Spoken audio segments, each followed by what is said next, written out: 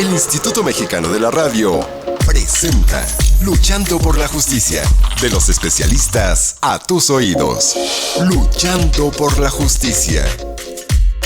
Hola, ¿qué tal, amigas y amigos del Instituto Mexicano de la Radio? Esperando que se encuentren muy bien y que tengan un viernes espectacular. Yo soy Jessica Torres y nos escuchamos como cada viernes a través de diversas plataformas digitales, radio tradicional, y también que sepan que una vez que el contenido ha salido en la radio tradicional, pues pueden escuchar este contenido las veces que ustedes deseen a través de la página del Instituto Mexicano de la Radio.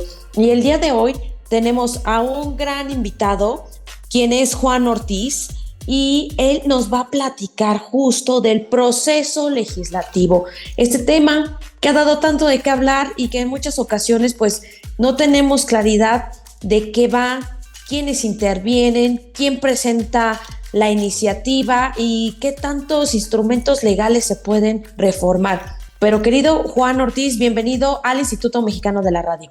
Hola, muchísimas gracias por la invitación y pues un gusto estar aquí acompañándote y a tu gran audiencia para pues platicar a un tema que puede parecer técnico, pero la verdad es, digamos, muy importante, y tan importante que la verdad es que es un tema que incluso ha provocado un choque de poderes entre el Poder Ejecutivo, Legislativo contra el Poder Judicial, que en un momento más lo abordo. Pero este tema del proceso legislativo pues sí tiene su importancia y pues qué gran gusto estar aquí acompañándote. Pues muchas gracias, querido Juan, y platícanos cómo inicia este proceso legislativo. ¿Quién puede presentar iniciativas de reforma, iniciativas de ley dentro del Estado mexicano? ¿Solamente es exclusivo del Poder Legislativo, es decir, del Senado y de diputados, o hay algo más? Claro, mira, comúnmente quien presenta iniciativas obviamente son los legisladores de la Cámara de Diputados y de la Cámara del Senado, que son parte del Congreso de la Unión, que es lo que más comúnmente se conoce. También lo puede presentar el presidente de la República y de manera muy rara, no es muy común a pesar de que está contemplado en nuestra legislación. También la ciudadanía puede presentar iniciativas que se conocen como iniciativas ciudadanas y que para ser presentadas pues tienen que acompañarlas con el respaldo de una pequeña parte de lo que se conoce como la lista nominal de electores. Ahora bien, las iniciativas que se pueden presentar pues a grandes rasgos son de dos tipos. Una que modifica la Constitución a una ley, y hay otro que se conoce como puntos de acuerdo, que son como llamados o posturas que hacen principalmente los legisladores de las cámaras del Congreso. La iniciativa que modifica la Constitución o una legislación secundaria se presenta como un proyecto, que digo que lo puede presentar el presidente, un diputado, un senador, y en su caso, si junta el apoyo suficiente, pues un ciudadano. Estas iniciativas a legislación secundaria y de la Constitución siguen un proceso distinto, y me voy a enfocar primero con las reformas a leyes secundarias, que técnicamente se les conoce como reformas legales. Ok. Oye, Sí, platícanos, por ejemplo, que va a nivel local, y me imagino que en su momento pues nos platicarás de lo federal, pero platícanos, explícanos. Bueno, a nivel local es similar. Lo puede presentar el gobernador o lo puede presentar el diputado local. No hay senadores a nivel local y cada estado regula de qué forma se presentan las iniciativas ciudadanas, pero son procesos muy casi parecidos. ¿Y de lo federal, de qué va este proceso legislativo? Mira, te voy a platicar, digamos, empezamos con una reforma a una ley secundaria, ¿no? Una reforma legal. Imaginemos que lo presenta un diputado, presenta esta iniciativa, la registra. Si es un diputado, pues la Cámara de Diputados va a ser lo que se conoce como la Cámara de Origen. La presenta, esta iniciativa, la turna en una sesión del Pleno, y en ese turno se lo dan a unos órganos que se llaman comisiones legislativas, que digamos que son los órganos que tienen las cámaras para analizar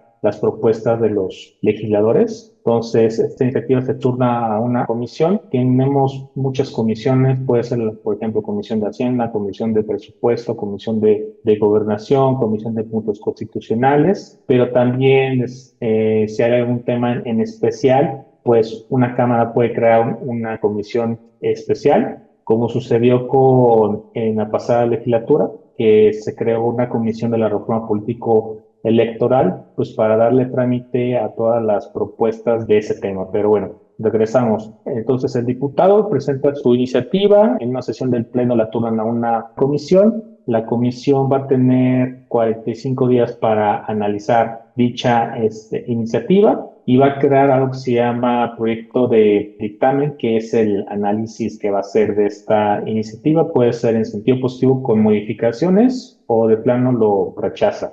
Supongamos que esta iniciativa es en sentido positivo, entonces este dictamen se discute en la comisión y va a necesitar lo que se llama mayoría absoluta, que es que el 50% de los integrantes que hay en una comisión pues lo apruebe. En caso de que sea aprobado por esta comisión, lo va a mandar a lo que se conoce como la mesa directiva. La mesa directiva es uno de los órganos más importantes de las cámaras de Congreso porque son encargados de guiar las sesiones de las cámaras, ¿no? Mantener ese orden. Entonces, lo manda a la mesa directiva y tiene que esperar, el visto bueno de lo que se conoce como la Junta de Coordinación Política, que también es otro de los órganos más importantes que tienen las cámaras. Están compuestos por coordinadores parlamentarios, que son, los líderes de que tiene cada bancada legislativa. Actualmente en la Cámara de Diputados son 7. ¿Por qué es importante? Porque esta Junta de Coordinación Política es quien decide qué tema se va a discutir en la siguiente sesión del Pleno en este caso, Cámara de Diputados. Entonces, si esta Junta de Coordinación dice, para la siguiente sesión se va a discutir esta iniciativa que ya tiene el visto bueno de la comisión, pues en la siguiente sesión se discute y en esa sesión va a necesitar la mayoría de los presentes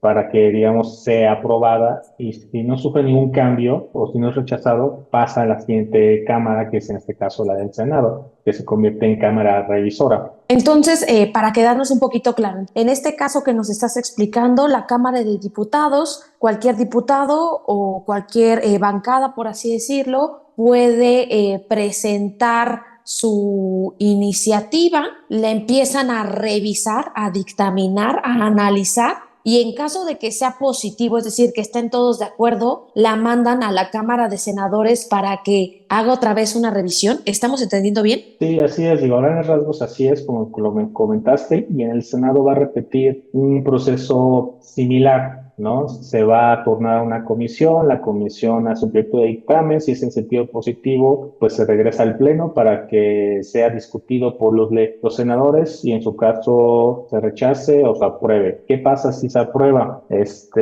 Se manda al presidente para que lo publique en el diario oficial de la Federación, que es este medio oficial que tiene la Federación para publicar acuerdos, decretos, todo documento importante, ¿no? Que para darle un efecto legal. Entonces, el presidente, cuando recibe ya una iniciativa ya aprobada por ambas cámaras, salvo que tenga alguna observación, porque tiene la posibilidad de observar y regresarlo para que lo vuelva a analizar la Cámara Revisora, pero si en caso que no tenga ninguna observación, pues lo puede publicar directamente ya en el diario oficial de la Federación. Aquí te estoy contando, a grandes rasgos, el proceso legislativo cuando, todo sale bien, porque en este camino, pues puede haber muchas variaciones, ¿no? Ya ves, por algún tema de diferencias, o puntos de vista dentro de las bancadas. También ocurre mucho que deciden no seguir este procedimiento legislativo y se pretenden saltar algunas veces estos pasos.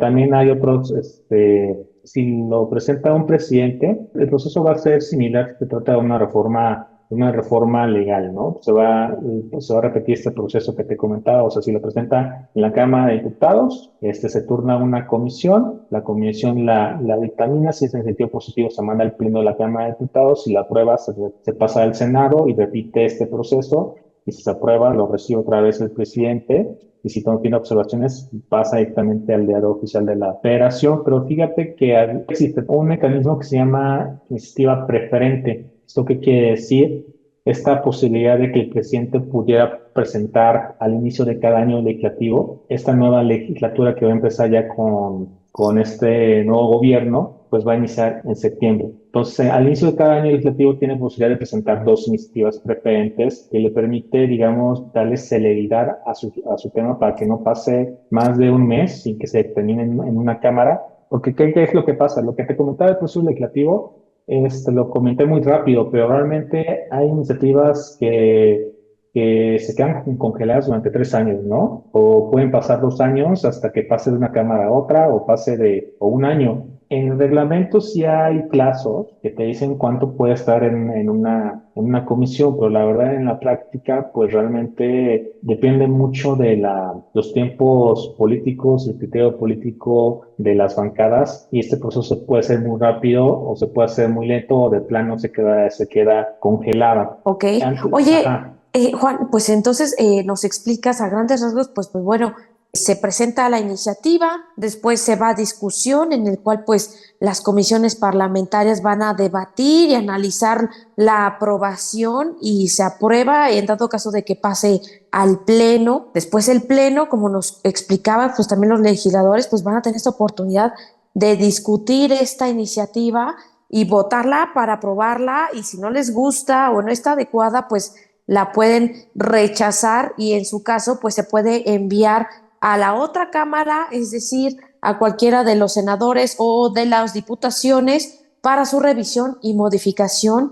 Y finalmente pues también está la votación final en el cual pues se debe de coincidir entre las cámaras cuál es el rumbo de esta iniciativa, es decir, si funciona o no. Y como bien comentabas, también hay iniciativas que pues, bueno, pues pueden ser sancionadas y que pueden quedarse en esta congeladora para que pues no continúe con este proceso legislativo, es decir, se queden en pausa, como muchas que han quedado en el Congreso Federal, ya sea en cualquiera de las dos cámaras, y que sin duda pues requiere también de esta intención, de esta voluntad política para continuar con ellas. Pero creo, Juan, vamos a hacer una breve pausa aquí en el Instituto Mexicano de la Radio. No le caben y volvemos en breve. Estamos hablando sobre el proceso legislativo, de qué va y cómo participan incluso hasta diversas comisiones para diversos temas que se puedan proponer para reformar diversos ordenamientos legales o la Constitución misma en el país. Volvemos en breve.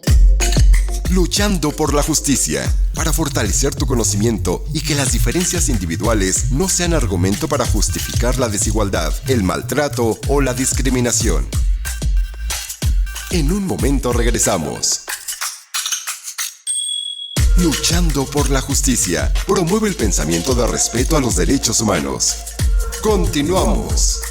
Amigas y amigos del Instituto Mexicano de la Radio, ya volvimos de una breve pausa. Estamos con Juan Ortiz, quien nos está platicando sobre el proceso legislativo y pues también nos explicaba que en el Congreso mexicano pues existe una gran cantidad de comisiones que nos hace reflexionar, por ejemplo, de puntos constitucionales, de Hacienda y Crédito Público, de Gobernación, de Justicia, de Derechos Humanos, de salud, de medio ambiente, de relaciones exteriores, de educación, vaya, una gran cantidad de temas. Pero también nos explicaba, pues, que hay iniciativas preferentes, es decir, estas iniciativas que puede presentar el Ejecutivo Federal en cada periodo ordinario de sesiones, es decir, cuando entran en funciones las y los legisladores, ¿por qué el presidente de la República pues puede considerarlas tan primordiales para la nación?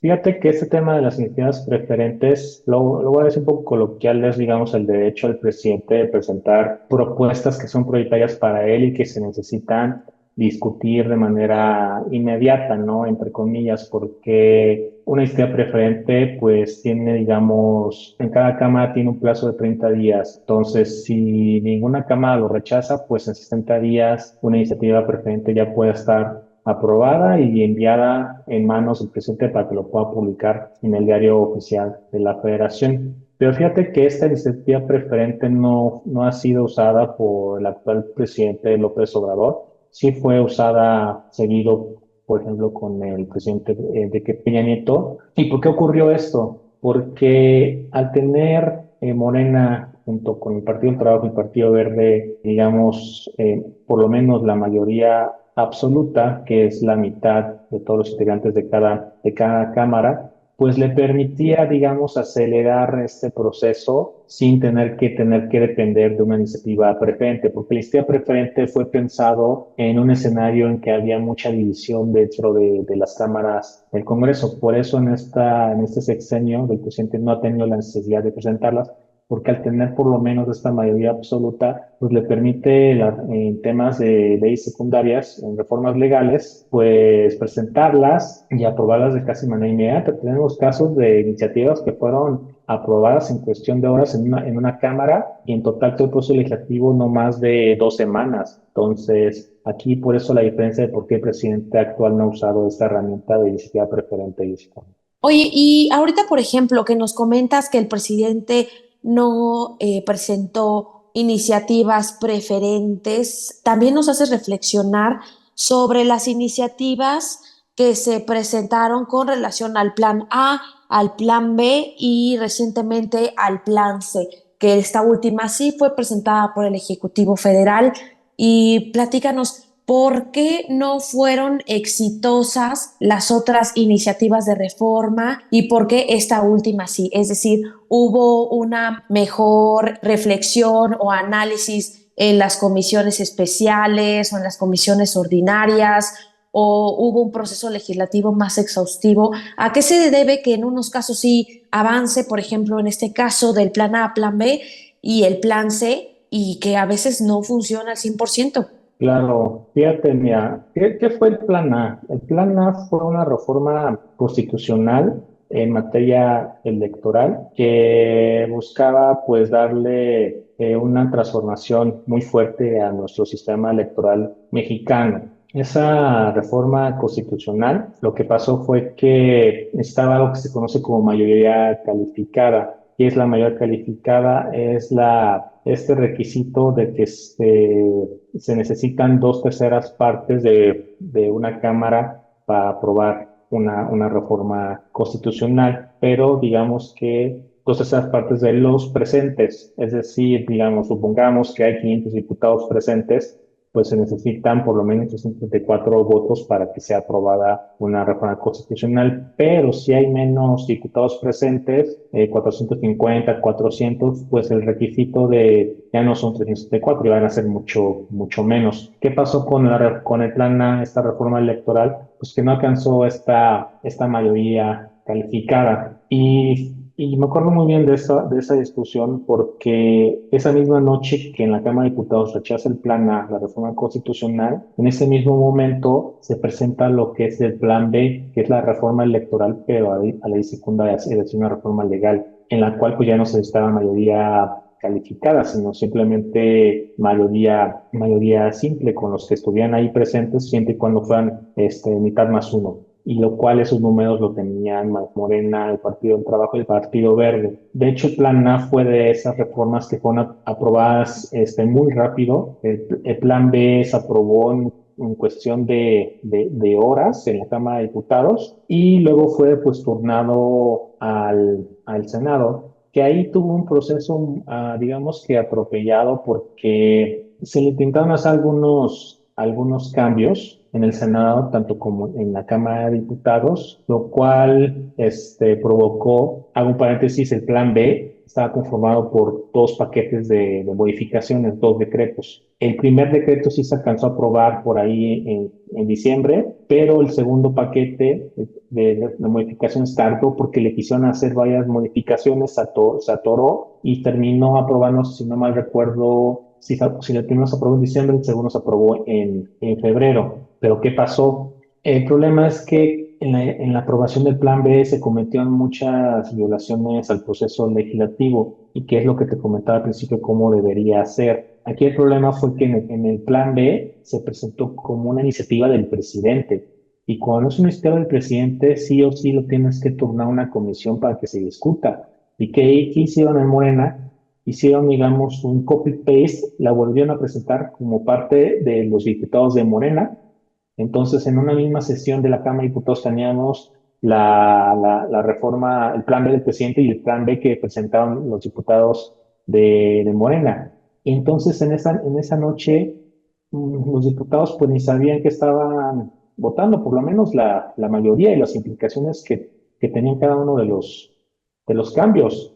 Entonces, este caos que sucedió esa noche fue muy importante para una posterior impugnación por parte de la oposición ante la Suprema Corte de Justicia de la Nación. También se cometieron varias violaciones al proceso legislativo durante su recorrido hacia el Senado y de regreso a la Cámara de Diputados, pero lo que ocurrió esa noche, digamos que fue, digamos, el punto central para que la Suprema Corte haya invalidado el plan B por violaciones al proceso legislativo. Ahora bien, en este tema de la reforma judicial se ha revivido la discusión de esta crítica al Poder Judicial de por qué tiene que invalidar proyectos legislativos por proceso legislativo. Su crítica es porque ellos quieren que se discuta el fondo, no la forma.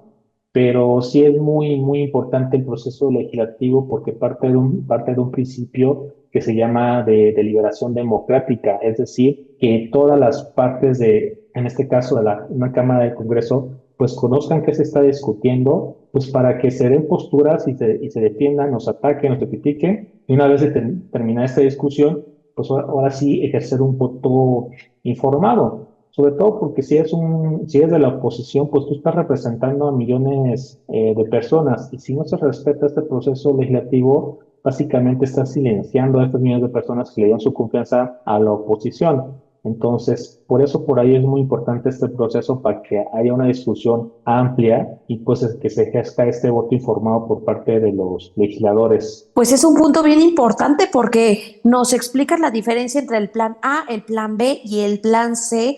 Y justamente el plan C, pues es este paquete de reformas constitucionales que presenta el presidente de la República a inicios de 2024, en el cual pues plantea, entre otras cosas, la nueva integración de la Suprema Corte de Justicia de la Nación, en el cual también implica un sistema de votación, es decir, que existan candidaturas para diversos espacios dentro del Poder Judicial, no solamente de la Suprema Corte, sino también de los jueces y magistrados y de los consejeros de la Judicatura, así como de otros perfiles que pudieran estar involucrados dentro de este Poder Judicial. Pero también se hablaba que para poder llevar a cabo reformas constitucionales se requiere una mayoría calificada de 334 votos en el Congreso. Platícanos en breve, pues, ¿de qué va este punto? Claro, mira, sobre el plan C, efectivamente son 20 reformas, de las cuales 18 son reformas constitucionales y se presentaron en febrero, que en ese momento pues no tiene mayoría calificada Morena, Partido del Trabajo y Partido Verde, y esta mayoría calificada pues por lo menos en la Cámara de Diputados, si todos están presentes los 500, se necesitan 334. Si hay ausencias, pues digamos que este umbral va bajando, y en el caso del Senado, que son 128 integrantes, se necesitan 85. Si todos están presentes, se necesitan 85 para la mayoría calificada. Y este del plan C, pues yo te lo puedo dividir en dos grandes rubros. Una parte de estas reformas son como, digamos, derechos sociales, que te hablan, por ejemplo, de becas, de salud universal, de vivienda accesible, de bienestar animal, pero hay otras que han causado mucha polémica, que es precisamente la que forma parte la reforma al Poder Judicial,